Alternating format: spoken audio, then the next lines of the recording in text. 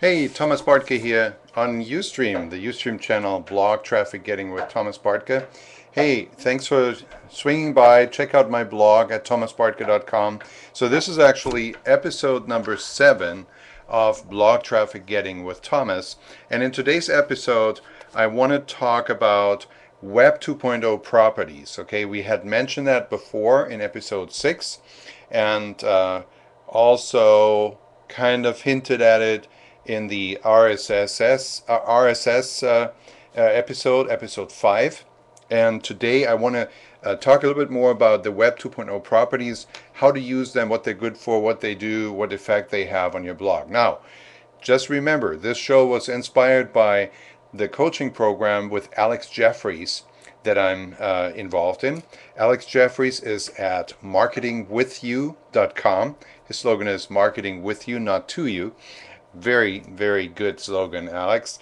And so again, it's marketingwithyou.com. My website is at thomasbartke.com right here. And that's my name right there, Thomas Bartke. Okay, cool.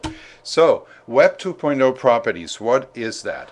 Well, it's basically a way of creating content and putting it out on the on different websites that have high rankability with Google. So they're, so to say, they are authority sites, and what you're going to do is you're going to create content. Mostly it's articles or some sort of written stuff, articles, and you're going to create that content, and you're going to put links in that content, and link from those sites, from those authority sites that have good authority with Google.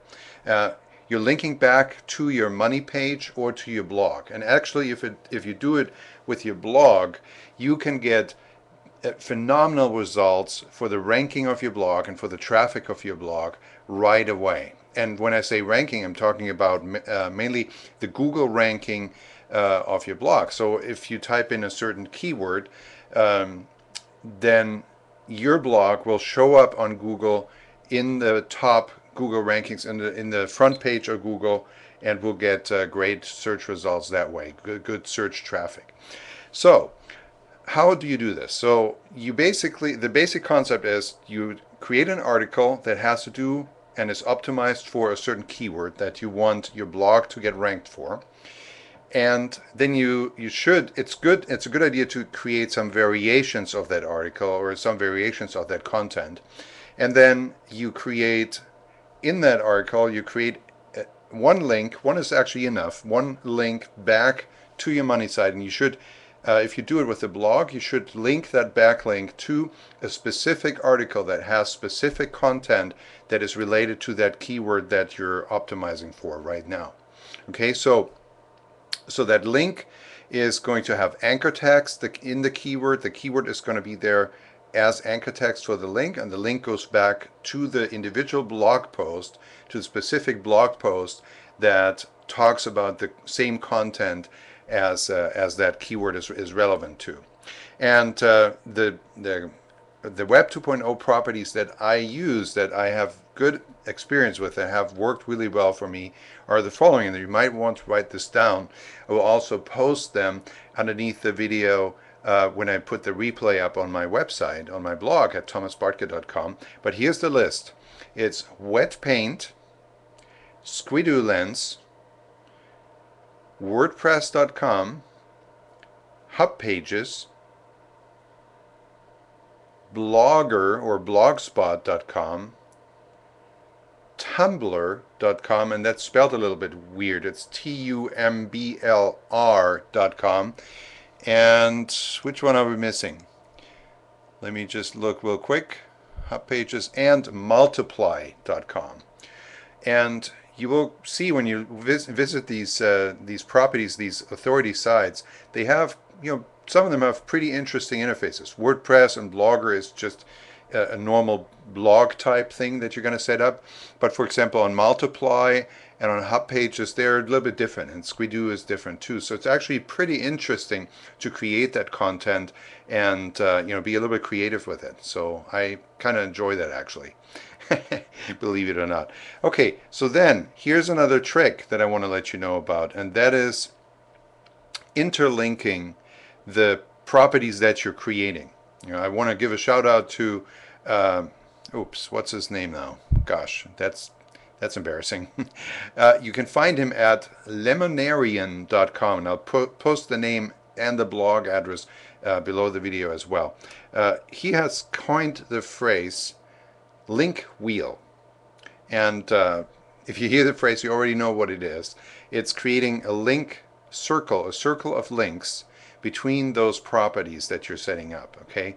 So not only do you have the links that are pointing back to your blog post from all of these properties, but you're also going to put one link that is going to circle them in, put them into a circle, and you're creating, so that it's a link wheel where all these Web 2.0 properties are linked together one way. Okay, don't make them back and forth, linking back and forth, just link them one way.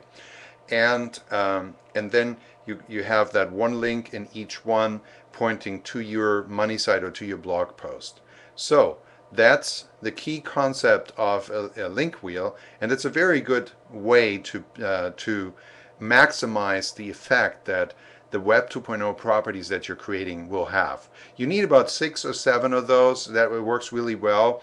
No need to go overboard with it, but if you create 6 or 7 and link them in a circle like that, and then have the links to your blog post, that works really well. And here's another trick to that.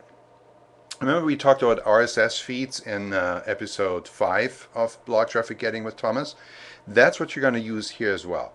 Each one of those Web 2.0 properties has its own RSS feed, and they also have a feature where you can embed RSS feeds as a widget, or in different ways depending on what the property is like. What the Squidoo does it slightly differently than blogger.com, but most of them, all of them, have a way to embed RSS feeds into the property that you're creating, and that's what you want to do, because that gives you an added layer of optimization, and not only optimization but actually dynamic optimization. So that's going to be really cool, because you can make it so that the RSS feeds are showing always the latest blog post that you're posting there, and so when you change anything in this link wheel or on your blog, all of these properties are updated with fresh content, and then you can go ahead and ping them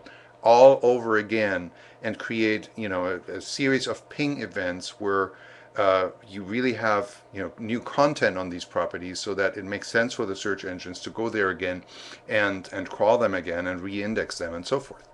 So that's about it. The next episode on Blog Traffic Getting with Thomas, we're going to talk about pinging and how that works. We're going to go a little bit more deeper into the RSS issue, and that's it for now.